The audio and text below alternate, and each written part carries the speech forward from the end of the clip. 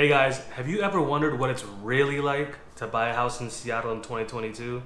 If you have, check it out. This video is for you.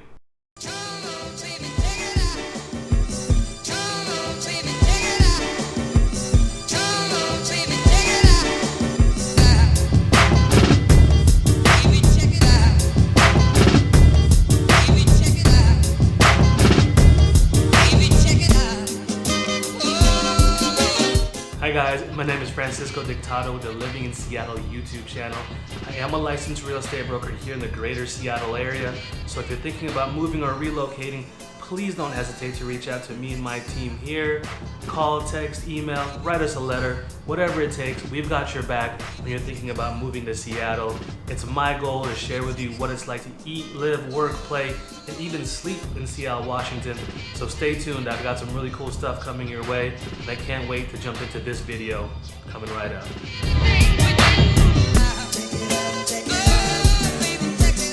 Alright, so you guys want to know what it's really like to buy a house in Seattle, Washington in 2022. Well, let me give you guys a few stats to start off with to give you some perspective, and then we'll kind of get into my point of view and my bird's eye view of what it's been like for some of my clients who are buying and selling in Seattle, Washington right now as we speak. Alright, so first off, the median house price in Seattle, Washington is $958,000. That's about 17%. That's about a 17% increase from this time last year. So as you can see, prices are rising, and so is the values and equity in people's homes. Now, there are definitely different neighborhoods and different cities surrounding Seattle where that number is a lot lower or can be lower, but you need to expect that competition still will be fierce in and around those really close cities and neighborhoods to Seattle. Let's say you've already gotten pre-approved, and let's say that number is $1 million. So that $1 million that you're shopping with in the Seattle area, I can tell you from firsthand knowledge, is going to be very, very competitive. First off, you're probably not going to be able to start your search criteria at $1 million. You're going to have to probably search in the $700,000 or maybe even $600,000 price range to see what that gets you or buys you in Seattle, Washington. Just because these escalations and the amount that these homes are actually selling for above list price can get kind of crazy, depending on obviously how the home feels to a buyer and what it has to offer. I've seen homes escalate as much as $1 million in and around Seattle, Washington. So that's not to scare you, but it's to prepare you for what it's like to buy a home in Seattle, Washington. All right, so you've located this home that you like, and let's say it's priced at $800,000. Now keep in mind, you are imaginarily pre-approved for $1 million. You've gone through the house with your agent. You've gotten a chance to get your hands on a pre-inspection and a sewer scope that the seller has procured and given to your real estate agent, so you're ready to write up an offer. What does that look like? How does that feel? And where is that gonna take you? So I'm gonna try and dive into that here in a second and tell you firsthand what it feels like and how I explain to my buyers what it's going to take to actually secure this home for you to close on. All right, so you, at that $1 million budget, have identified and located a home in a neighborhood that you really, really love. What's it gonna take for you to actually get into mutual acceptance and close this home? I can tell you right off the bat, if it's $1 million home, you've probably got at least 5 or 10 other people who are in that same boat, so it's gonna be very competitive. And when you're dealing with a situation like that, here's what I think you might have to prepare yourself to do. First, you're gonna ask your agent to get you a seller procured inspection report and sewer scope so you can waive the inspection contingency. Second, you're going to talk to your lender and make sure you guys have already been underwritten, and so you can waive financing. Number 3, I would highly suggest that you release earnest money immediately to the sellers. And once you release earnest money immediately to the sellers, you effectively don't need an inspection or financing contingency anyway, because If you don't complete that transaction, that earnest money deposit will go to the sellers regardless of what happens. All right, so you've done all those things and you've gone up to your, or escalated to your highest price, which is $1 million. And just for scenario's sake, let's say this home is priced at $850,000. In my opinion, that's a pretty great offer. Now, how do we make it even more favorable to the sellers? I would probably ask my agent to talk to the listing agent and ask them what other things could the seller really be looking for other than highest price, right? So maybe the sellers have bought a house in a different state and they're selling their house on contingency. So maybe they need a longer rent back. So you might have to be open to doing a couple weeks or even a couple months rent back just to secure this house, but also to make it a little bit easier on the sellers to accept this offer. Above and beyond that, I think it's really important that when you're looking to pick your real estate agent, that you find someone who has done business in that neighborhood that you are wanting to buy in. For instance, I think that having great relationships as a real estate broker goes a very long way. You can have better discussions, open lines of communication with listing agents, and try and get more information as to how to make your offer stand out just a little bit better. Also, if you've worked with said agent, or this agent is sort of well known and has a nice footprint in the neighborhood, there's probably a good reputation of them actually closing and making the transaction as smooth as possible.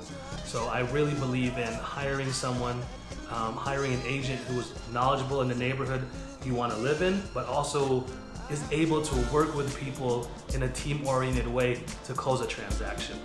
All right, so I just shared with you what I think it's gonna look like to be able to secure a home in a competitive situation here in Seattle, Washington. I also really want to emphasize that whoever you're working with as an agent is really important. You want to make sure that your agent is able to effectively communicate with the listing agent to find out if there are other things that the sellers would want or need in the process of selling their home. For example, rent backs are huge, but also having an agent who's able to actually effectively communicate with the listing agent is really important. You want to make sure that the listing agent has confidence in communicating with their counterpart. I really stress a team-oriented approach to transactions and making sure that we're all on the same page and not adversarial. Also, in my opinion, being prepared. Not going into this situation kind of hoping and wishing that this house will work out for you, but knowing what you have and what you can do to actually execute a purchase and sale agreement. I will also say that not always having the highest offer isn't a bad thing, because there's definitely been circumstances and situations with me and my clients where we weren't cash and we didn't have the highest offer on paper, but we still secured the home. And again, I think that goes to relationships, understanding the market that you're shopping in. For example, I had some clients buying in the Renton area, and we were looking at a specific house. This home actually had 21 offers on it. We beat out a cash offer, and we beat out an offer that had no cap on its escalation addendum. So that means that they would have escalated and beat any offer that came in. And what we did is we did the market research. We looked at what houses in that particular neighborhood, same size, same style, actually sold for, and came up with a number that my buyers were comfortable with. We didn't escalate. We closed within 15 days, and we waived inspection, financing, and released earnest money. Now, beating a cash offer and a no escalation capped offer, to me, was a great feat, but it was because we were able to give the seller and real estate agent a realistic expectation with our offer, and so I think they felt more secure with us having knowledge about the neighborhood and knowing what to expect. So let's talk about some of the neighborhoods and cities around Seattle that don't have that median house price range of $958,000. Neighborhoods in cities like Kent, Renton, Edmonds, Linwood, Everett are all great options, and they are still within, less than an hour of Seattle, Washington on a good day, with very little traffic. Some of these neighborhoods might not have that $1 million price point. I think those neighborhoods and cities are all great, and they're all very close to Seattle. But I will say, if you're shopping in those neighborhoods, yeah, your price point might be a little bit lower, but your competition is still super fierce. Even if you're in like that 700 or 800 price point, you're probably gonna need to start your search in that $500,000 or $600,000 range to see what kind of house you can afford.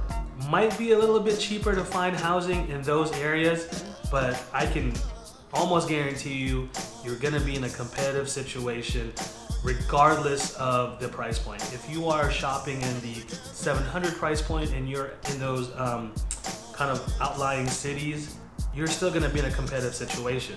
There's just so little inventory right now for the amount of buyers that are out there that you're gonna have to prepare yourself to compete. And you might get your heart broken a couple times, but I think the buyers who stick with it are the ones who will get rewarded in the end. And it's always been my advice to my sellers, or to my buyers, to get into the market when you can. Because yeah, there might be a few people, or maybe a lot of people, jumping out of the market because of the rising interest rates. But guess what? In Seattle, in a year from now, the house values will continue to rise. Seattle is not a city that's forecasted to slow down in home values. If you think about it, Seattle is the biggest city outside of California that has the infrastructure, the e-commerce, the tech, and just all of the things it's got going for it. No disrespect to say Spokane or Portland or even Idaho, they're just not Seattle. Now I can tell you that with the rising interest rates, some buyers have actually jumped out of the market, so maybe it's made it a little bit easier for some of these buyers to compete. But if you're a buyer and you're on the fence, this is what I'm telling all of my clients who are in that boat. If you're waiting for interest rates to drop, you might be waiting for a long time. And additionally, in Seattle, next year, that $500,000 home is probably going to be priced at $550,000. So does that equal the amount in savings you'll be getting from lower interest rates? I don't think so. I feel like buying and getting into the market when you can is probably the best approach if you want to own a home. For me personally, when I was younger, I could stomach renting a home, but now with a family and a wife, I think I would have more anxiety renting from a landlord in these times that we're living in. It's just so unpredictable. And in Seattle, you could have a landlord who's like, hey, I want to get out of here and cash in on this pot of gold I have in Seattle, which is their house. And at any time they could say, hey, we're leaving, raise your rent, that sort of thing. And for my situation now, I think that would cause me way too much anxiety. So I definitely love the idea of home buying and being a homeowner, because that equity is yours. And there was a report, I think last year, that came out that said if you owned a home in Seattle, it was like having another job that paid you $60 per hour. So just something to think about when you're on the fence about buying right now in this climate. I think that in Seattle, if we do hit a recession, we're gonna be a very insulated city, just because we have so much tech in the area. There's lots of job opportunities, and we just don't and won't look like middle America when a recession hits. In 2008, I think that was a great example. I think the local businesses that we had here really kept us afloat, and we didn't see the drastic changes in the market, say for instance, Oklahoma or Kansas did, right? Seattle is, to me, the next biggest city outside of California. It's got, again, a ton of tech jobs, a great local industry, Boeing, Costco, T-Mobile, Starbucks, all those guys are still here. And the weather, the climate, for whatever people say, I think these are the best summers in all of the nation. So there's a lot of going for Seattle, and I know that I feel like online there's a lot of Seattle bashing, but there's a reason why there's very little inventory in the Seattle area. People really don't want to leave, and if they do sell, where are they gonna go, right? Like, to be a buyer right now is a little hairy. So, and I feel like a lot of people don't mind living in Seattle, so there's that. My advice: get in the market when you can, and then adjust to the market conditions as they present themselves. So yeah, you might have a higher interest rate now. Big picture though, and historically, interest rates of 5% are still more than acceptable. So I would say get in the market now, find that home, because in a year from now, that home price and home value will be higher.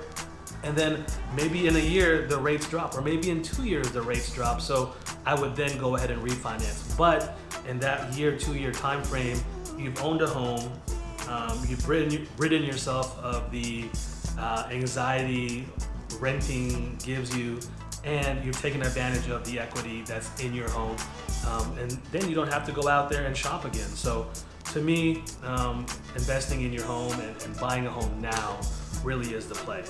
All right, so those are my quick ideas about what it's like to buy in Seattle, Washington in 2022. Give you a quick little insight into what it's like to compete in this area. So if you have any more questions, please don't hesitate to reach out to me and my team. That information below. Text, email, call, write us a letter, whatever it takes. We've got your back when you're thinking about moving to Seattle, Washington. And if you're a seller and watching this, please give us a call. We need listings and we need inventory. So I'm pretty sure I'll get you top dollar. Actually, I guarantee I'll get you top dollar. We have the best marketing anywhere in Seattle. So tune in, tell your friends, and we'll see you in the next one. Sometimes you wanna go. Everybody knows your name. Takes everything you've got. Sometimes you wanna go.